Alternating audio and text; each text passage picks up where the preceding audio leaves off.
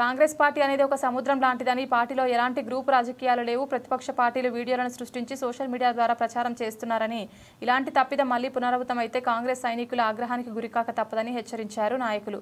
జిల్లా అధ్యక్షులు తూముకుంట నర్సారెడ్డి ఆధ్వర్యంలో ప్రతి కాంగ్రెస్ కార్యకర్త ఒక సైనికులా పనిచేస్తామని తెలిపారు. ప్రక్రియ నిన్న మా ప్రియతమ నాయకుడు తూముకుంట నర్సారెడ్డి గారి ఆధ్వర్యంలో ఎంతో ఘనంగా చేసుకోవడం జరిగింది. ఈ కార్యక్రమానికి మా ఉమ్మడి మెదక్ జిల్లా ఇన్ఛార్జ్ మంత్రివర్యులు వివేక్ వెంకటస్వామి గారు కూడా రావడం జరిగింది. ఈ కార్యక్రమంలో మా పార్టీకి సంబంధించి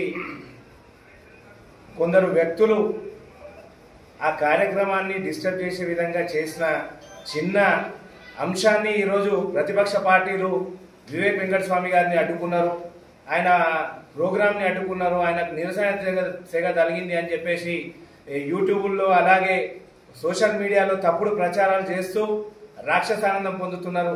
నిన్న చూసినట్టయితే మా మాజీ ఎమ్మెల్యే నర్సన్న గారి ఆధ్వర్యంలో దాదాపు 300-400 కార్లతో మా ఇన్ఛార్జ్ మంత్రివర్యులకు ఘన స్వాగతం పలికి ప్రతి మండలంలో కూడా మండలం నుంచి ప్రతి రేషన్ కార్డు లబ్ధిదారులు కూడా ఎంతో సంతోషంతో ఆ కార్యక్రమాలకు హాజరై నిన్నటి ప్రోగ్రాంను ఎంతో విజయవంతం చేశారు. కానీ దీన్ని నిన్న గజ్వేల్లో జరిగిన ఒక చిన్న సంఘటనను చూపిస్తూ ఈరోజు గజ్వేల్లో మంత్రికి చుక్కెదురు, మంత్రికి నిరసనగా అని ఇలా తప్పుడు కూతలు తప్పుడు మాటలు ప్రచారం చేస్తున్న అందరికి కూడా కాంగ్రెస్ పార్టీ పక్షాన మేము హెచ్చరిస్తున్నాం.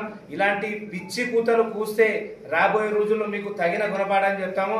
అలాగే గజ్వేల్లో గ్రూపులు ఉన్నాయి, గజ్వేల్లో గ్రూప్ తగాదాలు ఉన్నాయని చెప్పేసి మీరు ఏదైతే ప్రచారం చేస్తున్నారో ఇది క్లియర్ గా తప్పు. ఎందుకంటే జరిగిన సంఘటన పార్టీ పరంగా చాలా దురదృష్టకరమని ప్రెస్ మీడియా ద్వారా, అంటే అక్కడ అయిన సంఘటనలు ఏదో చిన్న చిన్న గొడవలు ఏమైనాయో మీడియా ద్వారా అది ఎక్కువ మీడియా వాళ్ళు చెప్పుకున్న కోసలు మీడియా ద్వారా ఎక్స్పోజ్ అయ్యి దానికి చింతిస్తూ, అలాగే వాళ్ళకు అర్హత కూడా లేదు. ఇలా నర్సారెడ్డి గారిని ఉద్దేశించి వాడు వీడు అనే కామెంట్ చేసుకుంటూ ఆయన నేను పార్టీ ప్రెసిడెంట్గా సర్వీస్ చేసిన అంటుండు, సర్వీస్ ఎంత చేసిండు, నా లక్షలు ఓడగొట్టుకుంటా అంటుండు. ఆ మల్లారెడ్డి గారు లక్షలు ఏడబెట్టినావు, ఎప్పుడు పెట్టినావు, అందరం చూసినాం, అందరం వీడు ఉన్న వాళ్ళు చూసిన వాళ్ళు అందరే.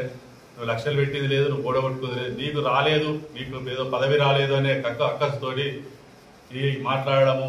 అదే నువ్వే రెచ్చగొడతావు, పంచాయతీ కొట్టినందుకు నువ్వు ఇంతకుముందు అంటున్నావు యాదన్న, ఆ రోజు యాదన్న ఇద్దరే మీద పడి కొట్టి మీరే, ఆ కొట్టాల్సిన అవసరం క్రియేట్ చేసేది మీరే, అది టెన్షన్లు ఇది చేసి ఇలా కొట్టి పార్టీని బదనాం చేసేందుకే మీరు ఇందాక ఆ సర్దార్ అన్నట్టు ఏ ద్వారా ఏ కోవటు ఎవరి ద్వారా నువ్వు ఆ సంకేతాలు తీసుకొని పార్టీని డిస్టర్బ్ చేస్తున్నాం. ఈడ ఉన్న 500 మంది 1000 మంది కార్యకర్తలల్లో మీరు 4-5 కలిసి అందరినీ డిస్టర్బ్ చేసి మైండ్ డైవర్ట్ చేసేందుకు ఆడుతున్న నాటకం లెక్క మాకు అనిపిస్తుంది. ఇలాంటి కార్యక్రమాలు ఎన్ని చేసినా అలా చేసి పార్టీని తీవ్ర నష్టానికి నువ్వు గురి చేస్తున్నావు. మీరిద్దరు కలిసి గురి చేసే ఆలోచనలు ఉన్నారు. పార్టీ నష్టపరిస్తే కాంగ్రెస్ పార్టీ అధికారంలోకి వచ్చిన తర్వాత కాంగ్రెస్ పార్టీ చేస్తున్నటువంటి ప్రజా సంక్షేమ కార్యక్రమాలను ముందుకు తీసుకుపోతున్న తరుణంలో కొంతమంది టీఆర్ఎస్ పార్టీతో కుమ్మక్కై కాంగ్రెస్ పార్టీని బాధారున లాగే ప్రయత్నం చేస్తున్నారు. ఎందుకంటే గత 18 నెలలుగా రేవంత్ రెడ్డి ప్రభుత్వం అధికారంలో రాగానే మహిళలకు ఉచిత బస్సు ఇవ్వడం జరిగింది. 200 యూనిట్ల గ్యాస్, 200 మీటర్ కరెంట్ ఫ్రీ ఇవ్వడం జరిగింది. అలాగే ఈరోజు 10 లక్షల రూపాయల ఆరోగ్యశ్రీ ఇవ్వడం జరుగుతుంది, సన్న బియ్యం ఇవ్వడం జరుగుతుంది. గత 10 సంవత్సరాలుగా ఎదురు చూస్తున్నటువంటి కొత్త రేషన్ కార్డుల పంపిణీకి శ్రీకారం చుట్టడం జరిగింది. ఆ కొత్త రేషన్ కార్డుల పంపిణీ కార్యక్రమానికి గజ్వేల్ వచ్చినటువంటి ముఖ్య అతిథిని మా ప్రియతమ నాయకులు తుమ్కుంట నర్సారెడ్డి గారి ఆధ్వర్యంలో ఘనంగా స్వాగతం పలికి ప్రతి మండలాన్ని మంత్రి గారిని దింపి ఈరోజు రేషన్ కార్డుల కాపీలు ఇవ్వడం జరిగింది. దీనిని చూసి ఎవరలేక ఓ పార్టీకి చెందినటువంటి ప్రతిపక్ష నాయకుడు గజ్వేల్కి ఆయన అనుచరులను గతంలో కూడా చూడడం జరిగింది. తమ అనుచరులతో దొంగచాటున ఫోటోలు వీడియోలు తీపియడం, అది కార్యక్రమం పూర్తి కాక